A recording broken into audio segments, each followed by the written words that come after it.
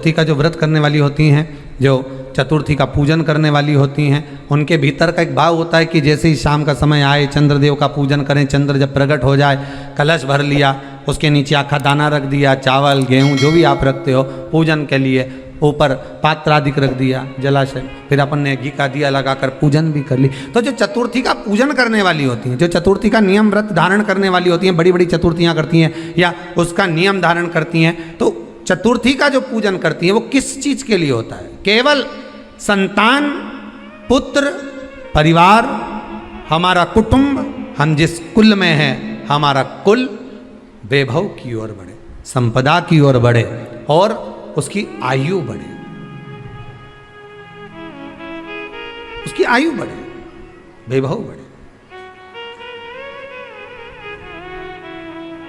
बहुत ध्यान दीजिएगा महाराज, चतुर्थी की पूजन में जो आप आखा दाना रखते हो, गेहूं वगैरह कुछ भी जो भी रखते हो, उसकी बड़ी महत्वता होती है महाराज।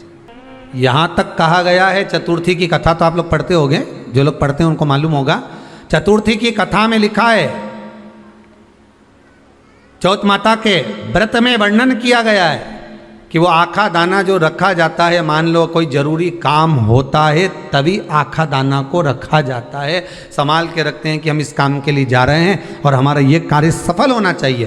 तो जिसने चतुर्थी का व्रत करा है, जिसने चंद्रदेव का पूजन करा, चतुर्थी का व्रत करा, वो गणेश जी से विनती करके वहाँ से 2-4 आखा दाना उठा ले, और जो व्यक्ति का काम अटक रहा है अपने ही घर का, पर दूसरे कुल को नहीं देना, अपने ही कुल के अंतर्गत जो काम अटक रहा है उसकी जेब में, उसके पल्लू में उस चीज़ को रख दिया जाए।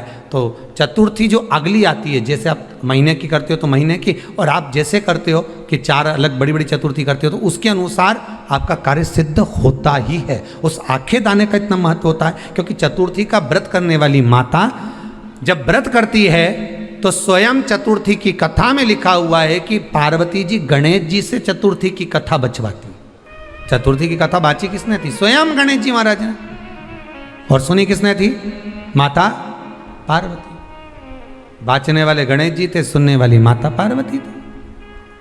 तो चतुर्थी की कथा जब होती है तो उसको स्वयं गणेश जी बाच रहे हैं। तो व्रत कौन सुन रही है? माता पार्वती। और आपने जो आखा दाना लिया वो गणेश जी के भाव से लिया, गणेश जी से निवेदन करके, विनय करके, प्रार्थना कर उसको प्राप्त किया।